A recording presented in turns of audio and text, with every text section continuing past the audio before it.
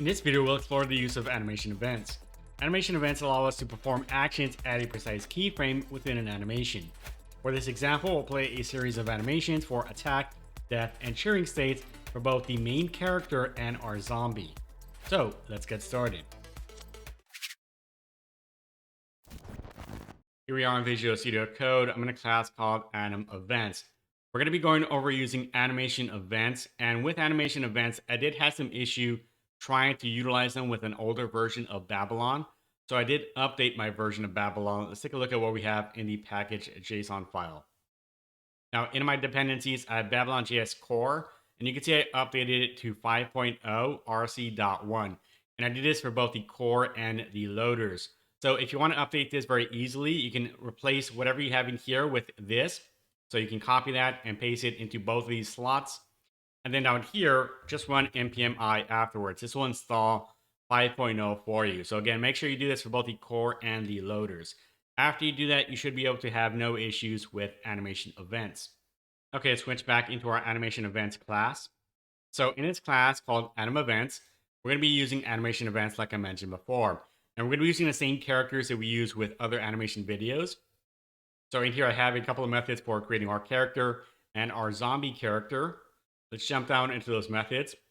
Now I'm using a new version of that character called character_attack.glob. And you'll find that in the models folder. So you'll find the character and the zombie. Now both these characters have multiple animations. So the character_attack has a total of 3 animations, whereas the zombie has 2. Now I do have a console login here. I do want to take a look at the animation groups because there could be some confusion in terms of how these are ordered. Down below that, I have a couple of variables for cheer, idle, and attack. Instead of referencing the animation groups as such, this makes a little bit more sense so we know exactly what animations they are. So we have 3 animations, cheer, idle, and attack. And you can see right here, this is animation group 0. This is going to play automatically unless we tell Babylon to stop it. We want to play this one automatically and we want to have it looping. So the other 2 are going to be event-based. Now in our create zombie, again, same thing as before, I'm updating the zombie character. This has 2 different animations. We have an idle and a death animation. And you'll also notice that in here, I did not create variables for the death and the idle animation like I did up above, because we're going to be using an animation groups array at the very top of this class. That way we can access what we need within this method. All right, so with all that said, let's just take a look at what we have so far in our scene in the browser. Okay, so here we are in the browser. You can see that our main character is playing the cheer animation.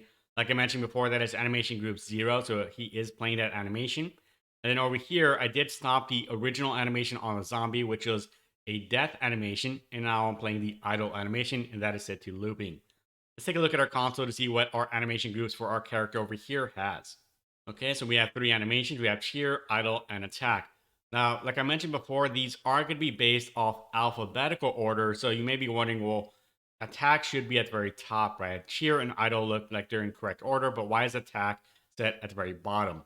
Well, the reason why this is because the animations themselves have different names. I'll jump into Blender and I'll explain this a bit further.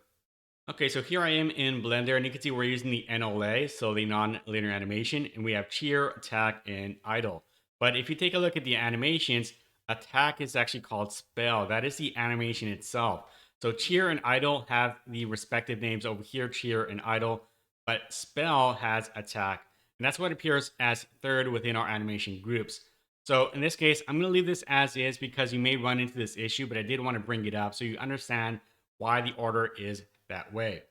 So with that said, let's jump back into our code and start using animation events. Okay, going back to our create character method, we need to ensure that we stop the cheer animation from playing, and then we want to play the idle animation, and we want to have that set to looping. So let's go and stop the cheer animation. So cheer.stop, and idle.play will be set to true. Next, you need to create the animation event. Now, the animation event has to be created before you create the animation. Otherwise, the animation has no idea about the animation event. So we're going to be using our attack animation here, but we need to use an animation for an animation event. We can't use an animation group. So we need to grab the animation from the animation group.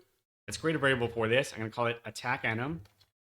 And we'll set that equal to animation groups 2 because that is the animation that we want to use. It's in here. So animation groups 2. dot targeted animations 0 dot animation.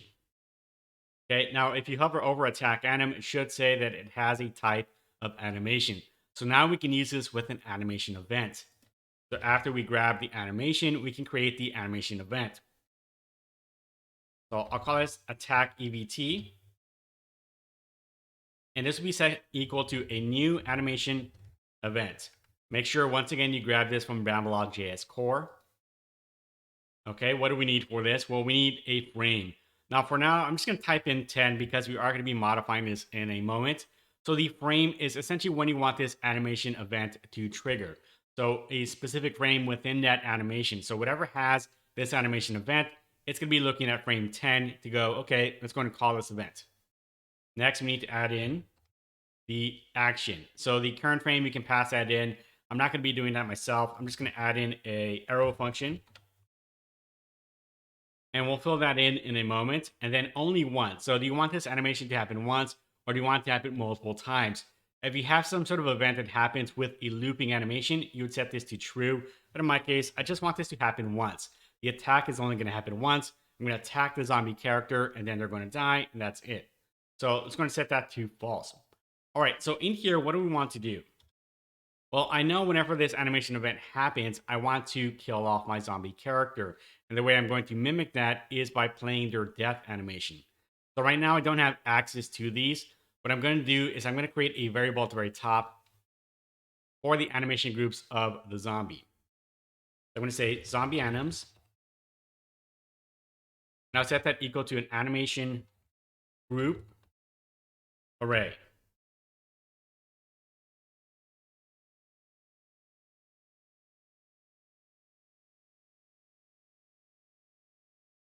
So animation group 0 is going to be our death animation, whereas animation groups 1 will be the idle animation. We're going to go and store this in the animation groups variable that we created at the very top. So right after we create and import the zombie, I'll say this dot zombie anims equals animation groups. And then down here, what I could do, instead of saying animation group 0, I'm going to say this dot zombie anims 0 dot stop. And we'll do the same thing down below here. Okay, so now we have a reference to the zombie anims. What I want to do here now is I want to play this animation, and then I want to stop this animation whenever we go through the animation event. So in here, I'm going to add this in.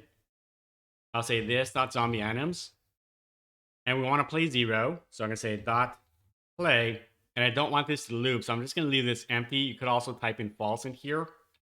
And then down here, I'm going to say this dot zombie anims 1 dot stop. Now remember, this should happen first. So let's make sure that we stop the animation first, and then we play the animation that we want to play.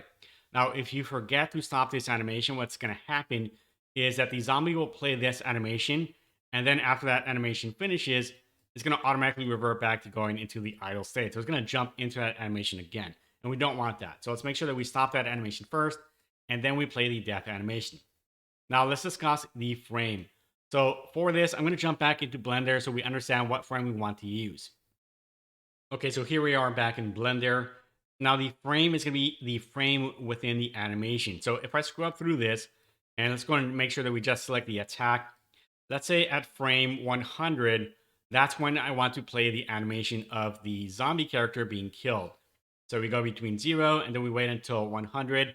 And then we kill off the zombie character. That's where he would actually attack the character. In this case, we're not going to have any kind of special effects for this, but you could also use this to generate a special effect at frame 100 with an animation event. So that's the frame that we're going to be using for the animation event. I just want to go over how that was done in Blender. So you do need to have an idea of how many frames an animation is if you are using an animation event. I'll close this up. Okay, going back to our create character, now let's assign a animation event to the animation that we want. So that's going to be our attack anim. Right now, the animation event has no idea about this animation. You could actually use this animation event with multiple animations, and it's just going to be checking for frame 100 and then perform this. So the animation event has to be assigned to a specific animation. So let's add some space down here. I'm going to say attack anim. So you start off with the animation. Dot add event, and we're looking for an animation event. So attack EVT is what we want. Okay, now we've assigned the event to the attack animation.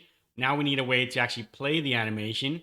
So I want to play the attack animation up here.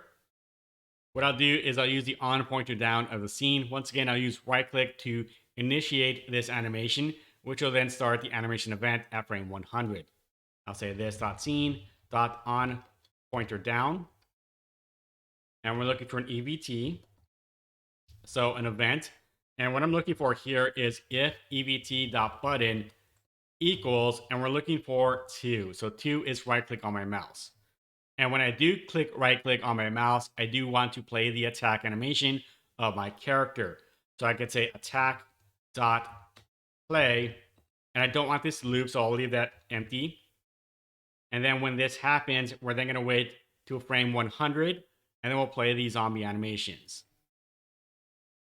Okay, so once again, just to review, whenever you create an animation event, you need to ensure that you create the event first, you assign it to the animation that you want. Again, this does need to be an animation. You cannot use an animation group directly. And then you can play the animation. Now this animation has an idea of what events are attached to it. If you're to do this beforehand, it has no idea what the attack event is. All right, so let's give this a quick try. Let's see if this works. Okay, so my character is playing the idle animation. We can see our zombie character is in the idle state. When I right click in here, we play the attack animation. And you can see automatically the zombie character dies. Now the animations are a bit abrupt or a bit rough, but you can see the animation event is working as intended. And we did not have the animation pop back up for the character here, the zombie character, to go back into the idle state. So we stopped the idle animation, and then we played the death animation. You can see our character over here is going back into the idle animation. That's kind of a side effect of not stopping the original animation, which is the idle. So the character goes back into idle. If I did not stop that for the zombie, he would also go back into idle. All right, now let's add in one more animation event for the zombie character. We'll do this in reverse. So whenever the character dies, I then want to have our main character start to cheer. Okay, so going back to our code, what we can do is we can do something very similar to what we did with the create character in terms of the attack animation. So what I'll do is actually just copy all of this right here, just the event information. We'll paste this in our create zombie. So let's replace the attack anim with the death anim, death event.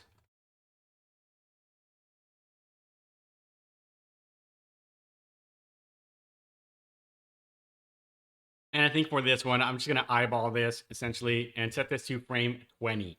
So at frame 20, I then want to play the animation on the character, which is the cheering animation.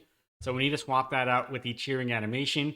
Again, I need to have access to that. So let's go up to the very top. And right now you can see that the cheer is a local variable.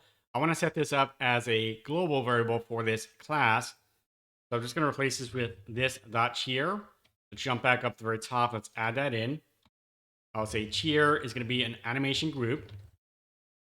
And it'll be a single animation group. Okay, and to make sure that we update everything that references cheer. Looks like that's about it. All right, so we're going to stop the animation initially, and then we're going to play this down below in our death event. I'll say this.cheer.play, and I don't want this to stop after it's done, so we're going to set this to looping. This.cheer.play will be true. All right, so once again, very similar to what we had before. Again, make sure that you reference the correct animation group. In this case, I have this set to 2. I want to play the zombie anims 0. So let's replace that here. This.zombie anims 0. And that is the death animation. So that's what we're referencing here. We're assigning this to the death EVT. And then we have down here add event death EVT. All right, let's give this a quick try once again, and we'll see how this works with 2 animation events. Okay, so there is our character and our zombie. Right click, attack the zombie, goes into a death animation. You can see he automatically goes into the cheer very, very quickly. So maybe we can increase the frame number that we're using for the animation event of the zombie.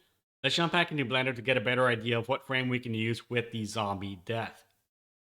Okay, so here we are back in Blender. This time we're looking at the zombie character, and we're looking at the zombie death. As you can see here, it is quite large, in terms of the length.